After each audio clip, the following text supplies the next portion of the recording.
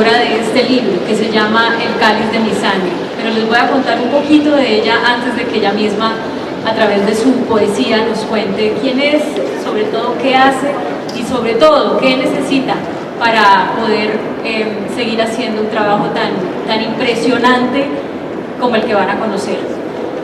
Yo conocí a Marta hace unos años porque estaba escribiendo mi libro Perdonar lo imperdonable, y entonces me dijeron, mire, hay una señora en Villa del Rosario, norte de Santander, que es increíble. A esa señora los paramilitares le mataron el marido, y esa mujer hace un trabajo con jóvenes para evitar que esos jóvenes se vuelvan victimarios como los que mataron a su marido. Yo dije, pues la tengo que conocer. Y me la encontré y ha sido una de las grandes bendiciones de mi vida.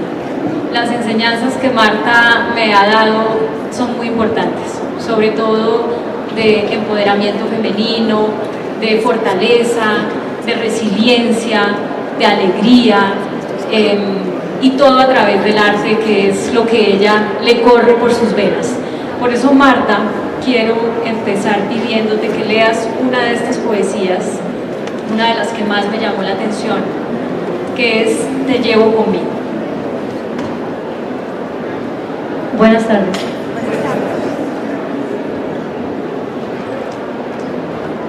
Con tu recuerdo instalado en la piel, no necesito verte para sentirte. Me inoculaste tu fuerza, me posees por la noche y repites por la mañana. Eres el mismo que recuerdo, besando mis talones y manoseando mis pezones. Turbios ríos bajan a toda prisa, inconscientes suspiros me acarician, varoniles impulsos, espejismos que escondo bajo las cobijas. Piratas que saquean mi romance, los declaro culpables de asesinar mi sonrisa. Soy la brújula sin manecilla, que sin norte naufraga, pero tengo prisa. Vacío quedó el altar sagrado, socavado con pica y con draga, saqueado.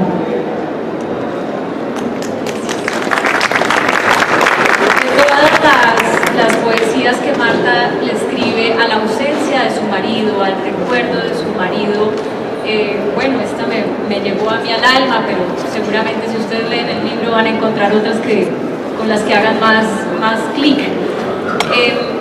Y quiero, a propósito de esta poesía, Marta, que nos cuentes cómo hiciste para dejar de ser una viuda y ser, a través de la viudez y de la ausencia del marido, convertirte en una gran líder social. ¿Cómo hiciste para, después de plasmar en poesía todo ese dolor que siente una mujer cuando pierde al hombre que ama, cómo hiciste para convertir eso en la fuerza con la que vives todos los días? Bueno, dejar de ser una viuda de pronto es como cambiar una perspectiva del rostro y del cuerpo y volver a reír, pero el luto lo guardo siempre.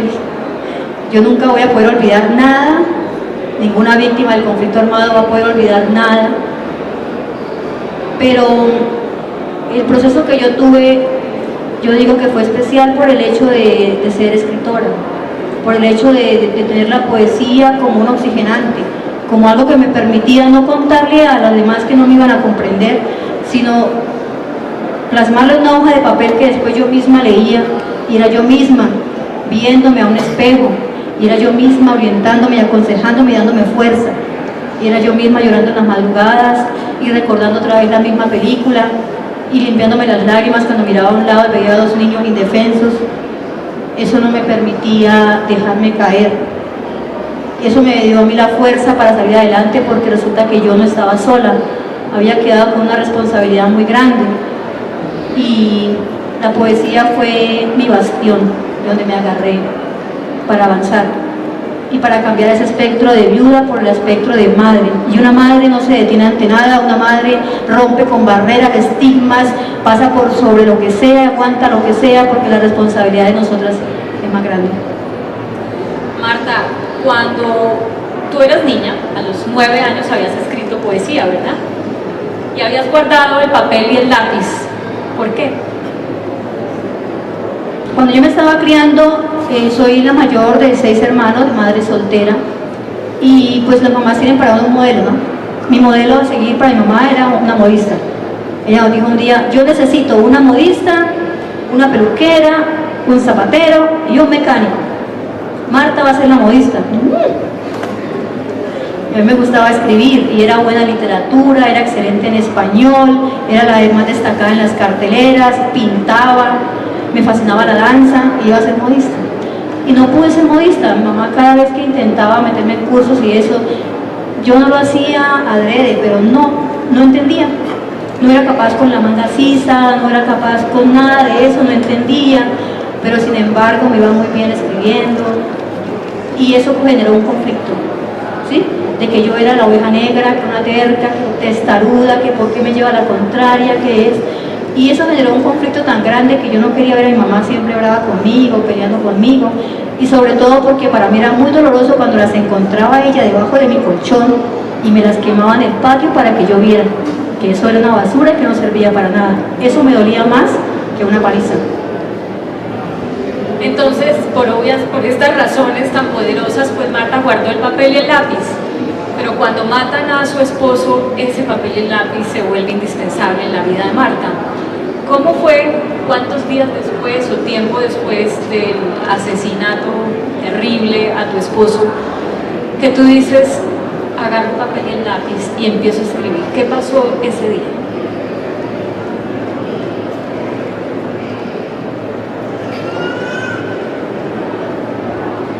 Bueno, a él lo matan y suceden muchas cosas. Entre esas cosas, la gente suele pensar de que hicimos algo, que algo de culpa tenemos nosotros por el hecho de que lo hayan matado, que algo llevó a eso, o sea, que como que justifican el hecho de violencia. La familia se llena de miedo y todo, y más aún cuando estos personajes me acompañan en el velorio. Todas las 9 noches en el velorio estuvieron allá. Los asesinos se paraban en la puerta viendo a ver quiénes venían a visitar al muerto. La última noche se me acercan y me dicen, usted es la viuda, ¿cierto? Yo le dije, sí. ¿Cuántos niños le quedaron? Yo le dije, 2. Y me abraza, me dice mi sentido pésame, que es el primer poema que dice ahí la viuda. Yo sentí una rabia, una indignación, dejé de mirar a mi esposo en el cajón y volteé a mirar al asesino con una rabia, pero también con una fuerza, Claudia.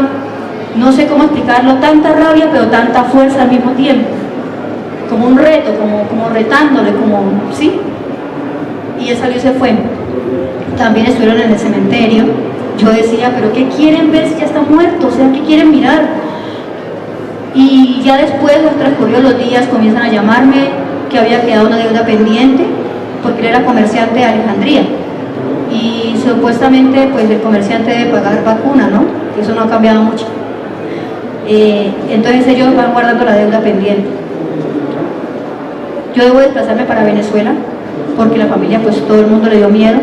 Y me tengo que ir para Venezuela y dejar a mis hijos escondidos aquí en la casa de mi mamá, porque no me podía llevar los niños.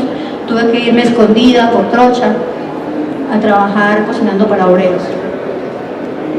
Un año estando por allá fue un infierno porque no saber si llegaron a la casa, si mataron a mis niños, si mataron a mi mamá. Nadie me llamaba por teléfono, yo me enflaqué a un grado que yo iba como a desaparecer, no me daba hambre, pero tenía que estar allá.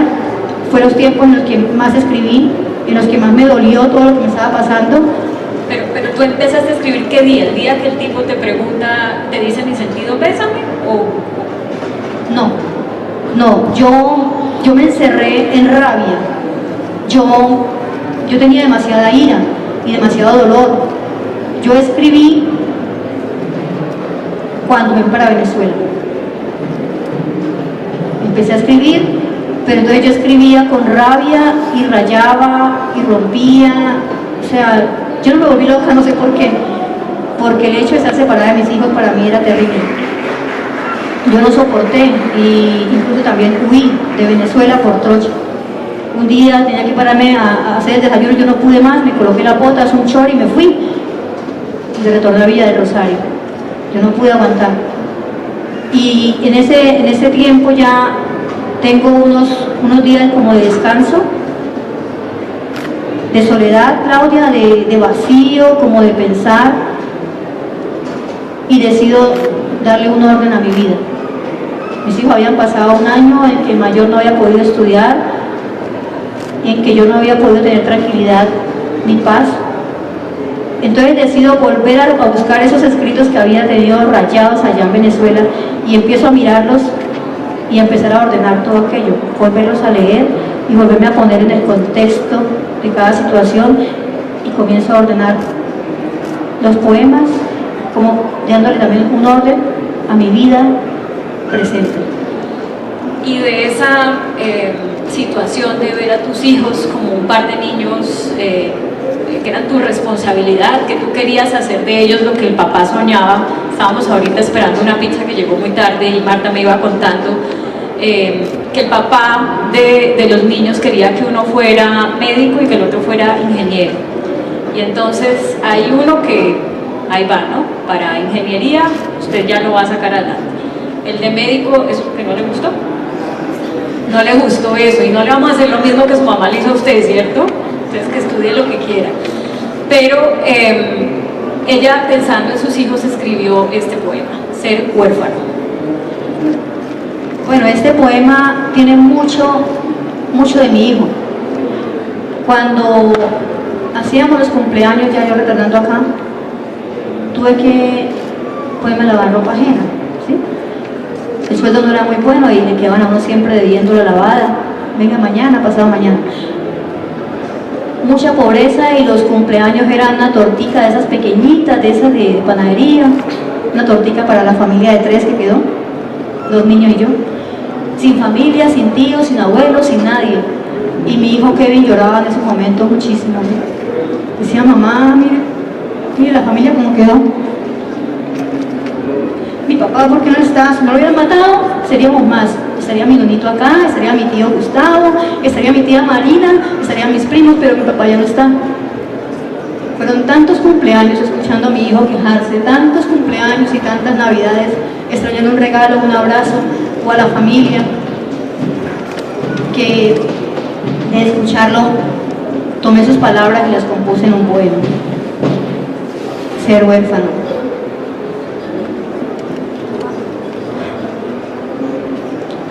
Para acostumbrarme a ser huérfano, dejaré de esperar junto a la ventana a esa persona que ya no llegará.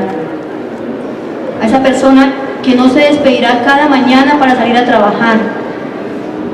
Porque ser huérfano es ver a un padre en cada amigo que se acerca, para descubrir más tarde que no le importan tus penas. Ser huérfano es darme golpes contra el mundo imprudente, mientras aprendo a caminar con rabia entre la gente. Es acostumbrarme a ser huérfano para llorar en silencio en cada cumpleaños, Navidad y Año Nuevo. Ser huérfano es consolar la tristeza de mi madre y acompañar su miedo, mostrarme fuerte mientras la llevo de la mano. Ser huérfano es degustar la soledad para embriagar los miedos, ceñir mis pantalones, mis varoniles pantalones con varonil fuerza, y vaciar mis ojos de reprimidas lágrimas. Me disculpo que me equivoqué en la lectura, pero me da nervio.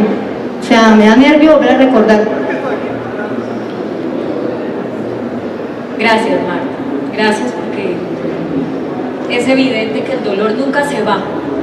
El dolor con él se vive, se acostumbra a vivir con él, y de alguna manera Marta lo ha convertido también en su fuerza. Entonces, gracias por sobreponerte o lidiar con ese dolor para estar con nosotros acá. Y Marta, en su proceso, empieza a darse cuenta de que ella no es la única mujer del mundo que ha perdido a su marido. Ahorita me decía, hablando de las mamás que pierden a sus hijos, me decía, lo mío es muy suave. Yo no creo que lo de Marta sea muy suave. Creo que perder al hombre que uno ama, con quien uno tiene hijos, planes, proyectos para el futuro, es una tragedia, es muy duro. Pero ella empezó a entender que había personas que también sufrían mucho como ella, y a volverse de alguna manera no una víctima más dentro de este conflicto, sino a entender que ella, desde su rol de víctima, que siente que lo de ella es suave y hay cosas peores, puede ser una ayuda para esos que viven cosas peores. Y por eso también en la poesía está reflejada esa solidaridad con las otras víctimas, especialmente con las otras mujeres. Por eso yo escogí esta, pero tú me dijiste que hay una que es más fuerte, no sé. ¿Soy Ana? Bueno, entonces hablemos de quién es Ana y después nos lees la poesía. Bueno, resulta que cuando las víctimas del conflicto armado nos volvimos como un experimento de las entidades. Entonces, en ese experimento de estar de la fiscalía a un lado y para otro, de defensoría, como todas las víctimas, yo iba con un cuaderno y lápiz. O sea, que era como la loca entre las víctimas, ¿no? Y mientras charlaban, yo me ponía a escribir. Entonces, en algún momento, en la defensoría, alguien me pregunta, bueno, ¿y usted qué es lo que tanto escribe? ¿Qué es lo que tanto hace? Y le digo, doctora, es que creo que soy poeta. De todas maneras, yo escribo. Bueno, me deja ver. Y le dejé ver. Y le gustó. Me dijo, uy, eso está bueno. ¿Usted me dejaría una copia? Le dejé 3 poemas diferentes. Yo le dije, pues lleve esos. Como a los 15 días me llamó, tenía un evento en la Defensoría del Pueblo y como no se les ocurría nada, ¿qué podemos hacer? Aparte de poner velas como siempre, traigamos a esa que escribe. Entonces, yo tenía ya una buena compilación de hojas escritas y di mi primer conversatorio ante víctimas del conflicto armado. Mi primera charla hablando de mí, de mi experiencia y de la poesía como catársico. Y la reacción que se produjo ese día fue una cosa increíble que yo nunca la voy a poder olvidar. Yo cuando ya levanté la vista de leer y miré al frente, las víctimas estaban llorando y me miraban como con una mirada de esperanza increíble, y los doctores se dieron cuenta que había producido algo raro en el ambiente. Y es así como de ahí en adelante comienzan a pasear, me voy al Meta, Villavicencio, Bucaramanga, a todos los eventos que tenían me llevaban y iba representando a las víctimas del norte de Santander. Buenísimo porque me llevaban y informaban avión y comía riquísimo. Entonces dije yo, uy, wow, la vida me está compensando, qué bueno. Entonces, pero más allá de eso me convertí en la voz de ellas. Cuando bajaba de ahí me jalaban las uñas para un lado, para otro y me decían, venga, yo le cuento. Lo que no le contaba a nadie, lo que no le puedo contar a un psicólogo, lo que no va a entender ese doctor, usted sí me entiende, porque usted y yo somos iguales. Y empecé a escuchar historias y a llorar con ellas y a tomar como un boceto de las historias.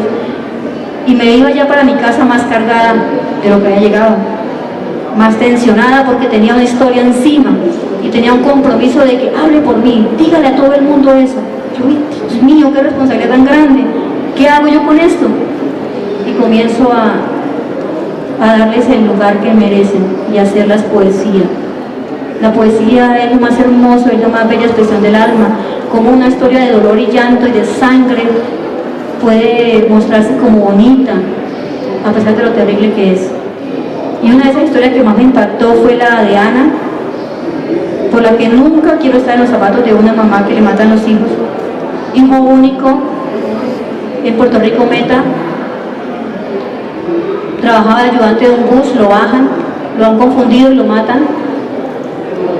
Y ella desesperada los busca, los enfrenta, para que le dijeran, disculpe señora, nos equivocamos. ¿Cómo se le dice a una mamá, discúlpeme señora, nos equivocamos? Yo no puedo con eso.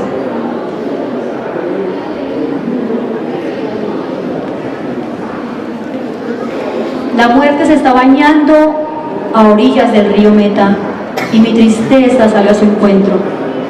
Asesinaron a mi hijo, lo bajaron de su alegría sin compasión para después decirme que fue una equivocación. No existe justicia que su cuerpo reviva ni cirineo que pueda cargarse mi cruz. Ya no ríe Ana Luz, solo transita por el pueblo su sombra.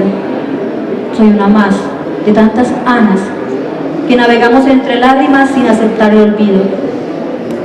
Quiero que mi dolor se convierta en grito, que no se pierdan los archivos de la historia para que no se repitan las equivocaciones que estirpan almas y secan corazones. Dedicado a Ana Luz, Puerto Rico Meta.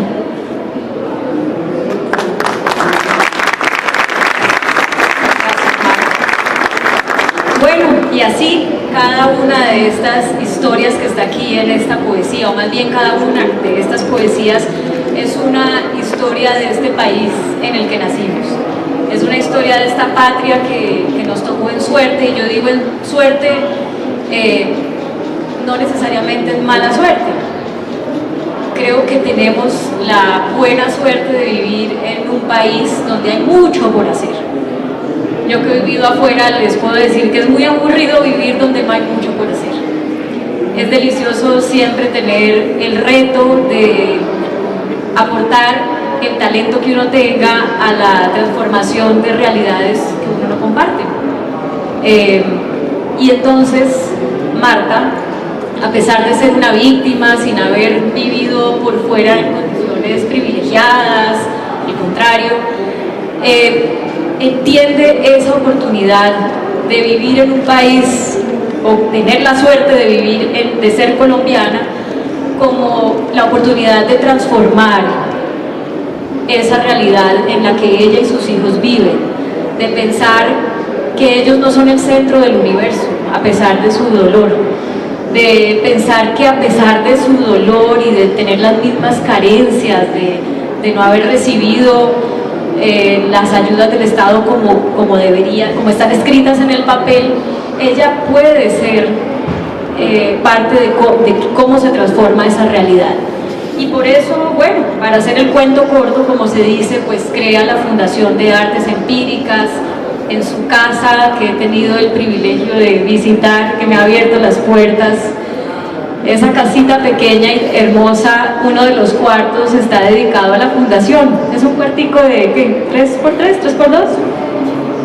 Un cuartico chiquitico, y ahí es emocionante que ella pega las cartulinas, las carteleras que hacen esos niños de los que ya nos va a hablar, a los que ella, y esa frase yo la repito siempre, está evitándoles que se conviertan en victimarios como los que mataron a su marido. Porque cuando ella conoce las realidades de todos esos muchachos, niños y niñas, y ve que se pueden convertir en sicarios, en vendedores, en jíbaros, las chicas en prostitutas, dice, yo tengo que hacer algo. Y sin haber ido a una universidad, habiendo tenido la mamá que quería que fuera otra cosa y que no la dejó formarse en lo que era su talento, ella se siente más poderosa que si hubiera ido a la mejor universidad del mundo, porque tiene eso, tiene por su sangre, el cáliz de su sangre, como ella lo llama, tiene poder y tiene la capacidad de convencer a esos otros chicos de su cuadra, de su barrio, a esas mamás y papás de esos chicos, de que ella es la solución, y que la solución que pasa por las artes, pasa por el baile, pasa por la pintura y por supuesto por el amor, que es lo que la motiva a hacer todo esto. Escoja el poema que usted cree que refleja ese trabajo, Marta. Es que yo veo varios, pero bueno, eso se refleja en el mensaje, se refleja en La Paz Busca Palabras, y se refleja en el último, que es La Tierra Prometida, que generalmente lo declamo para que la gente sienta de lo que estoy hablando, y eso no lo voy a hacer todavía. Espérese, ahorita. ¿Cómo así? ¿Por qué? ¿Lo dejamos para el final o qué? Sí, para el final, claro. Bueno, el postre es cuando termina todo ya.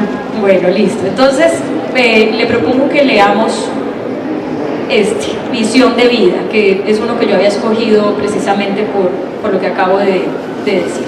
Y si lo lees tú, a ver cómo te suena. Bien. Háganlo. Misión de vida. Rompan el sello que pusieron en mi frente, porque no le pertenezco a nadie. Soy libre, aunque en mi pensamiento guardo una historia triste de dolor y llanto. Rompan este sello que me vincula y me tortura a la infinita espera de una indemnización que no llega, de una promesa de ley que hasta suena grosera. Con los sueños en la maleta y escasa esperanza, emprendí la marcha y encontré a muchos afligidos que contaban historias, llevando de la mano de sus hijos que miraban con espanto. Nació en mí el sentimiento de hacer algo y me dije, con humildes versos plasmaré sus memorias. El compromiso me empuja y no tengo calma, pero no me detendré ante nada. Escribiré historias que serán escuchadas, porque en muchas pupilas el dolor reclama creando en mi corazón un profundo drama. No hay que interpretar, ¿no? Es la misión de vida. ¿Cómo es ese día a día para cumplir esa misión de vida, Marta? Usted Bueno, toca puertas para que le regalen la iniciativa va en cuando yo llego al barrio Benavista 2, ¿cierto? Y ellos empiezan a mirar de que llegan carros a mi casa y que salí por televisión y que todas esas cosas, ¿no? Y yo digo a las mamás, vecina, es que yo soy escritora, yo soy poeta, ¿sí? Y los niños, ¿usted qué hace? Y yo digo, no, es que yo soy poeta, soy escritora. Y vamos a hacer aquí un proyecto muy bonito, un proyecto muy grande para todos. Espéreme que lo estoy cuadrando. Y entonces comienza esta cabeza a pensar y darle vueltas a las cosas. Y en esa darle vueltas a las cosas, opté por irme al andén de la casa. Y ahí llegaba gente a preguntarme cosas, a hablar conmigo, los niños a jugar. Yo sacaba y tiraba colores ahí. ¿Quiere pintar? Pintemos. Pintaban y venga, ¿y cómo se llama? No, Carlitos, ¿usted qué? Ah, yo vengo desplazado de la Gabarra y mi mamá tal, y sí. Y empecé a escuchar cosas de los niños, de los jóvenes, y se me ocurrió. Yo dije, vamos acá a hacer un proyecto, se llama Escuela de Artes Empíricas, porque esto es como una escuela. Estamos pintando, estamos aprendiendo, pero no hay paredes, no hay bloques. Es una escuela que va a ir a todas partes y va a escuchar a todo el mundo.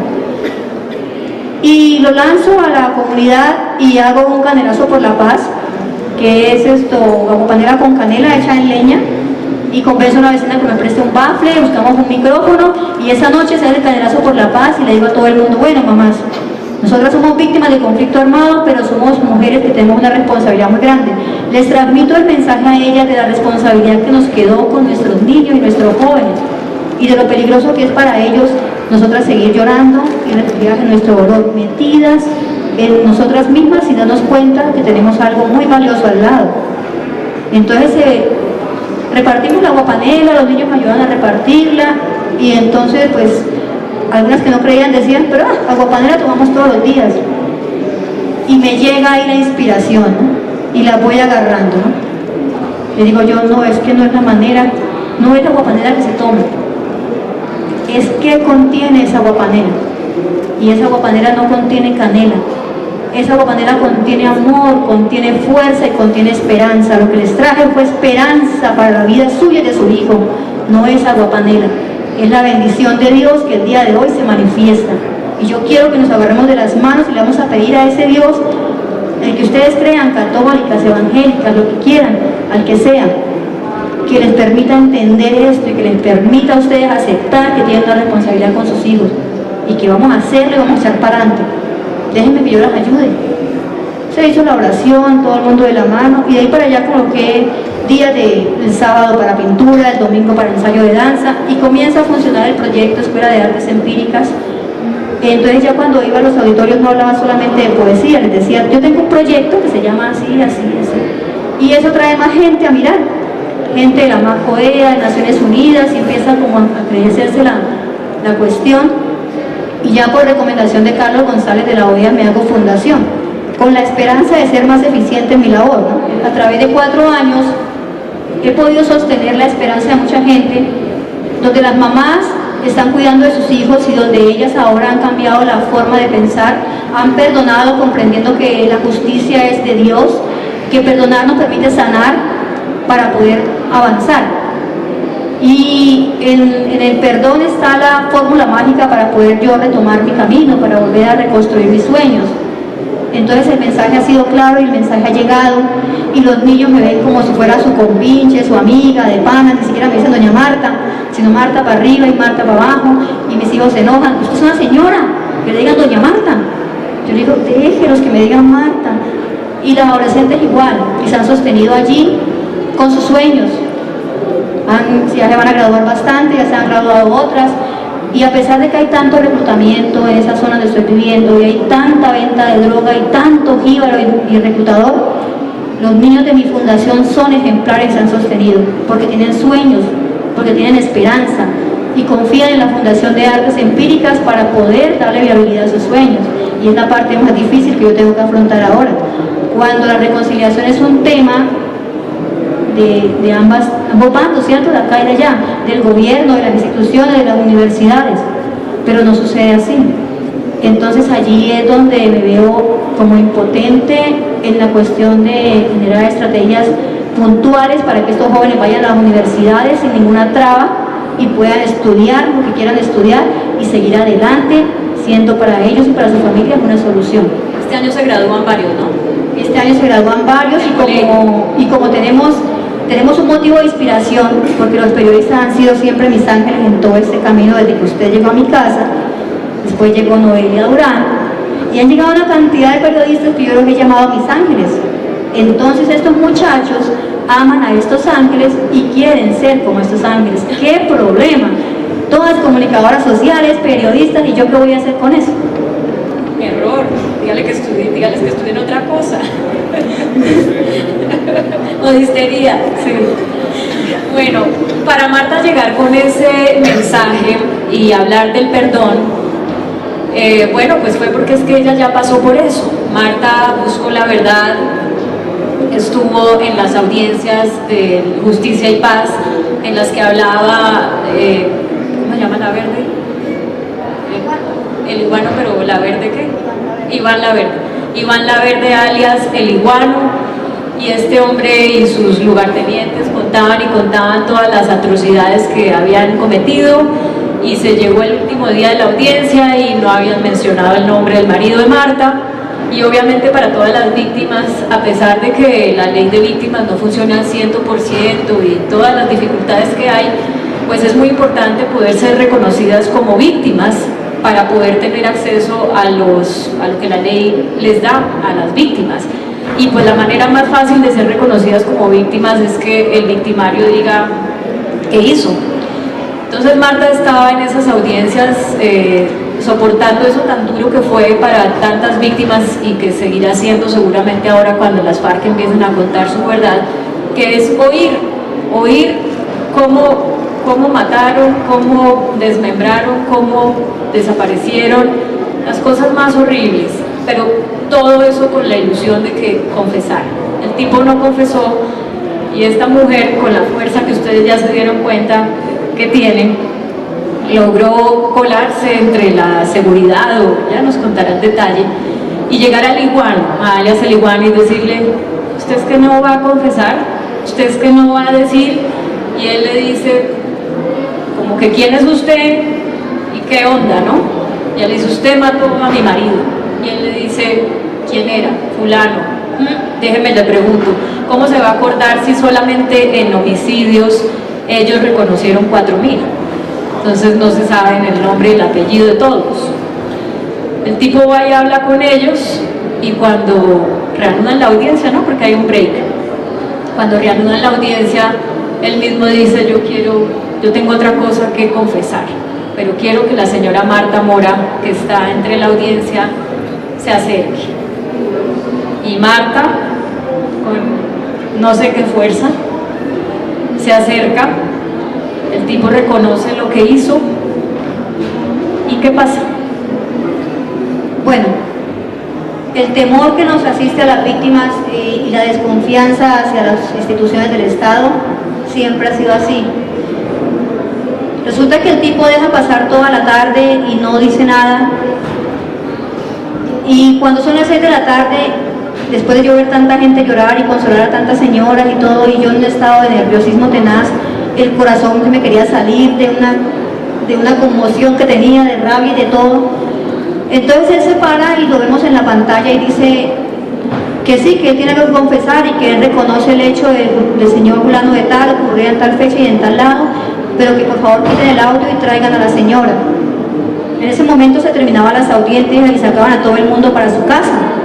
Entonces las señoras que estaban allí solidarias conmigo se me abalanzaron y me dijeron: no vaya, eso es una trampa, la fiscalía y ellos son la misma cosa, la van a matar.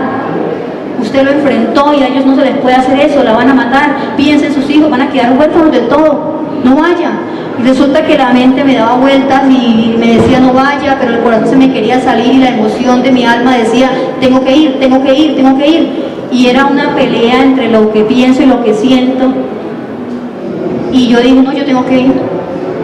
Llega el guardia y me dice, bueno señora, para afuera, todo el mundo se va para la casa, se van, me desocupan, me desalojan, y yo quedo sola.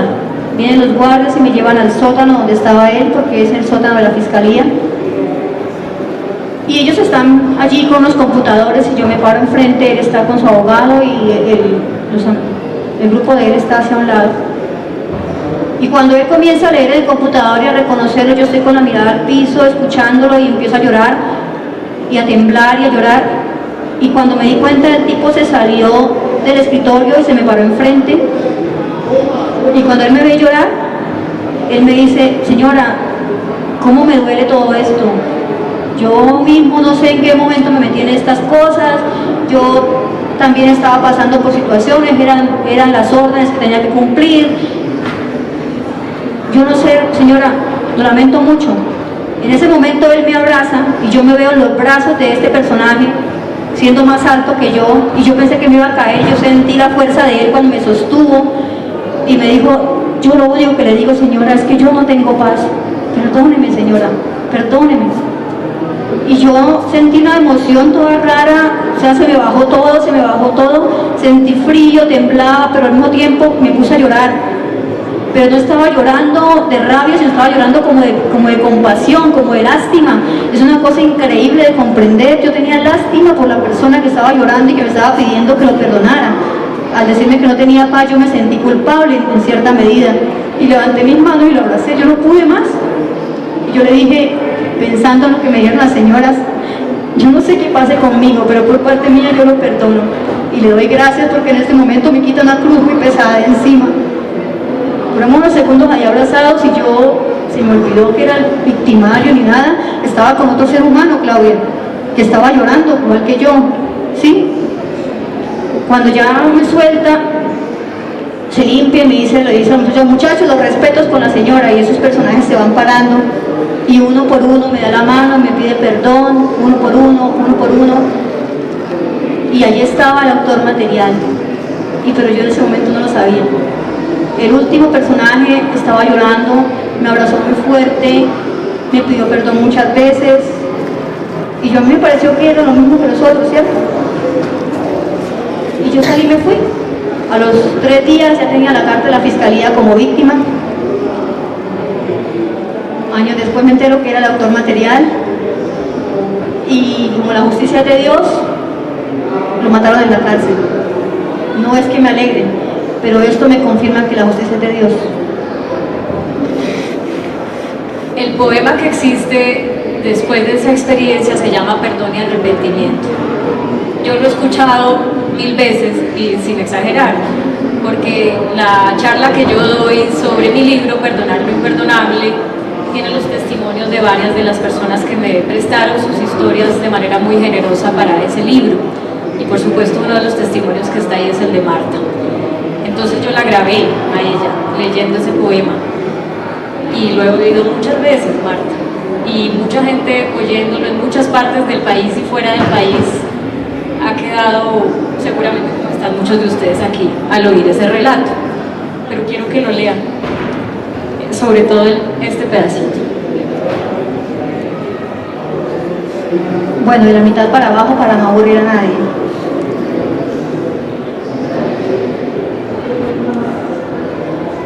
Aquel caballero negro me abraza y pronuncia aquellas mágicas palabras.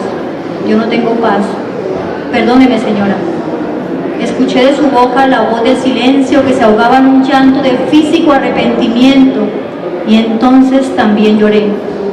Levanté mis brazos por debajo de los suyos y un abrazo nos hizo uno. Mi odio desapareció con el toque mágico del perdón y lloramos y temblé, pero no de miedo, sino de sublime compasión. Y pude saborear, gracias a Dios, el néctar dulce del perdón.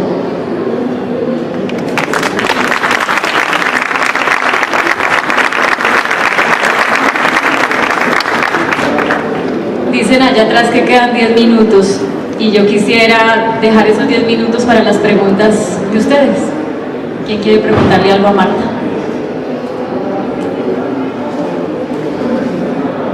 Yo creo que más que preguntar es cómo podemos ayudar a la fundación. Gracias por poner el tema ya, porque eso era lo que yo iba a decir al final. Marta es la representación de muchos colombianos que hacen cosas extraordinarias sin tener con qué, digo, materialmente, porque ella, así como la ven, tiene todo en su espíritu, en su alma. Lo hace con las uñas, lo hace rogando, lo hace muy difícil y nos ha librado a todos los colombianos de tener 20 victimarios más, porque esos niños que están en la fundación, que ya se van a graduar, si Marta no los tuviera ahí ocupados, pintando, bailando, empoderándolos, seguramente ya se habrían dejado tentar por alguna de las bandas criminales que hay en el Catatumbo, por la prostitución, por muchas otras maneras de vivir, porque es que la gente tiene que vivir y tiene que comer. Y gracias a Marta tenemos 20 victimarios menos en Colombia. Pero es muy duro, no sé hasta cuándo lo va a poder seguir haciendo. Ojalá que siempre, pero yo creo que sola Marta, así como está, va a ser muy difícil. Son 120 ya. Son ¿Cómo 120. que son 120? ¿Eso por qué no me había contado? Bueno, ¿cómo podemos ayudar a la fundación? Resulta que trabajo en otros barrios con las líderes sociales y tengo semilleros en varios barrios de la ciudad. Y resulta que sostenemos esto llevando talleres a los barrios, unos de danza, otros de artes escénicas. La fundación, aparte de víctimas y victimarios, somos artistas, entonces nosotros damos los talleres.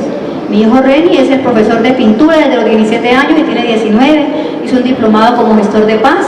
Ahorita está desempleado, pero está dedicado a la fundación. Y como es pintor, a veces hace murales, se lleva a los jóvenes pintores y se cobra por un mural. Cosas como esas hacen posible de que los muchachos tengan como esa esperanza de seguir confiando y esperando. Y hay estrategias que nosotros implementamos cada año. Cada año se hace el plan padrino, se hace la cuadernación cultural por la paz, se hace el proyecto que se llama Alboradas de Paz y ahorita estamos promocionando con los amigos y los ángeles de la fundación que me ayuden y con las universidades para que ellos tengan una entrada certera en las universidades y poder hacer un semillero para que ellos estudien comunicación social.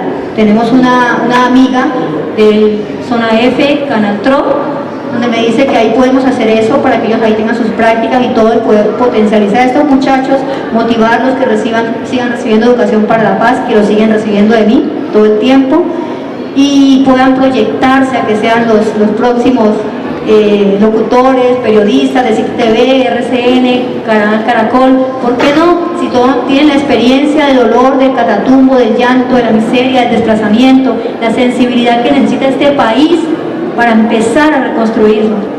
¿Por qué no ellos? Entonces usted lo que necesita es padrinos. Necesitamos padrinos. A ver, el plan padrino funciona de la siguiente manera. Tenemos 120 niños que reciben talleres en diferentes áreas. Unos son pintores, otros son de danza y otros son de literatura, ¿no?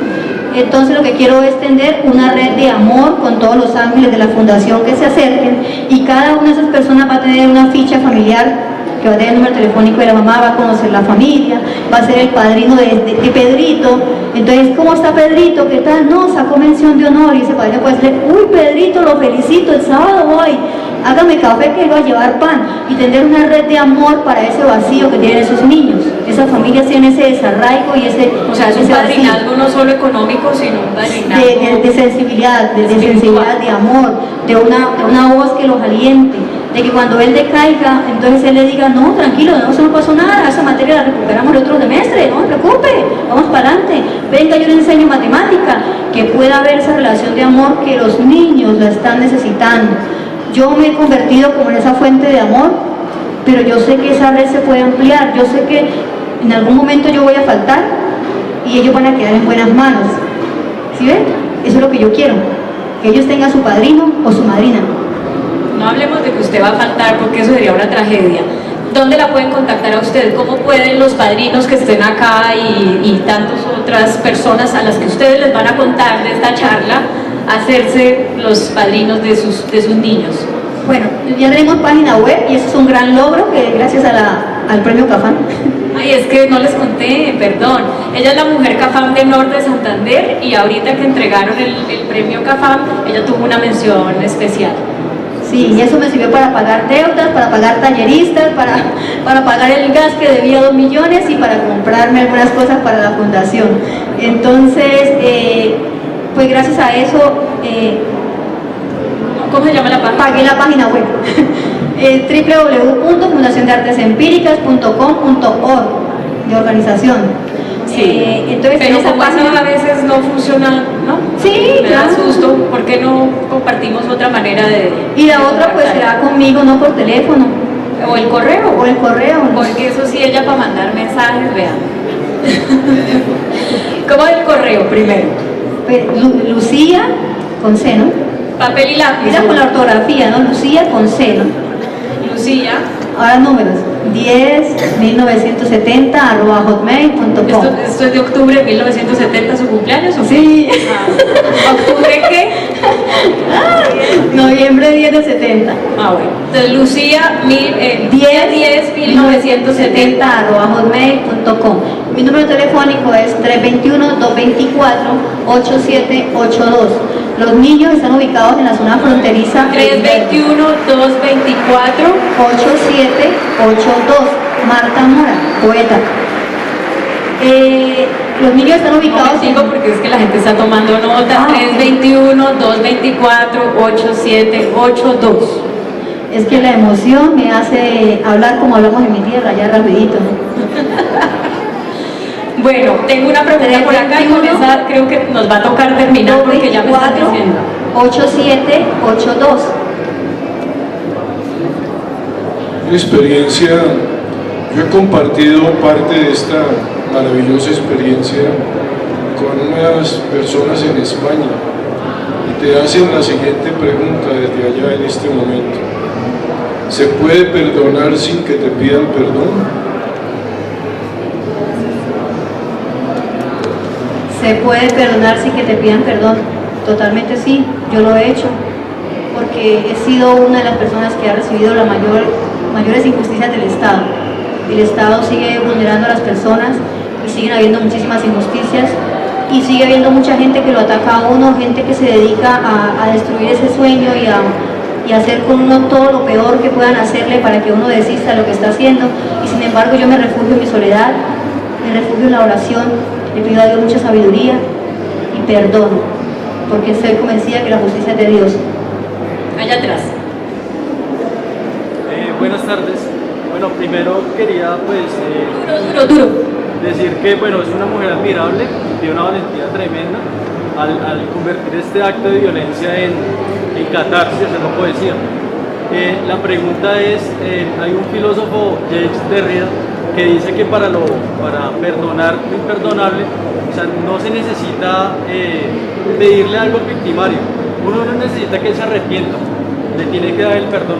No sé qué opina de esta premisa que da él. Es totalmente cierto, no necesitamos pedirle nada al victimario. Lo único que necesita uno es la tranquilidad y la paz de su alma. Con la paz de su alma, libre de ese cáncer tan terrible que es el odio, yo creo que podemos hacer maravillas. ¿Cuál sentirías que es la diferencia entre justicia y venganza? Venganza es lo que quiere mucha gente, incluso gente que no ha sido víctima del conflicto armado, que paguen, que los quemen, que los mutilen, que les hagan lo mismo. Eso es simplemente una expresión de un odio inconsciente. Justicia es diferente. La justicia es algo que uno, primero que todo, la justicia divina, que es lo primero que ha estado en mi lista de prioridades, porque sea la religión que sea, uno debe saber de que hay un ser superior, sea como sea. La justicia es de Dios. Y en segundo lugar, la justicia va llegando a medida de que tú limpias tu psiquis, tu forma de vivir, de ser, de pensar, de actuar. Por sus obras los conoceréis. Y de esa manera la justicia va llegando. Lo digo por experiencia propia. A mí me dicen, ¿cómo es que una víctima ahora escribe? ¿Usted qué hace por en el panel?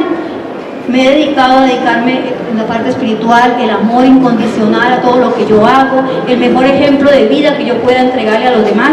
y las cosas llegan por añadidura, y eso para mí es justicia, a pesar de que aún el Estado no me ha reparado. Bueno, me hacen ya señas atrás de que tengo que... ¿qué pasó? ¿Ya? Listo. Si tengo que terminar, yo les quiero agradecer mucho por estar aquí. De nuevo, repito que es un gusto ver este salón lleno. Marta merece que estuviera lleno y merece un sitio así de grande como Corferias lleno para oír este mensaje, conocer su historia, que nos alienta a pellizcarnos. Nosotros aquí seguramente tenemos muchas cosas más de las que Marta tiene y no hemos sufrido lo que ella ha sufrido y no hacemos ni la mitad de lo que ella hace. Entonces, muchas gracias por tomarse el tiempo de oír la historia de Marta.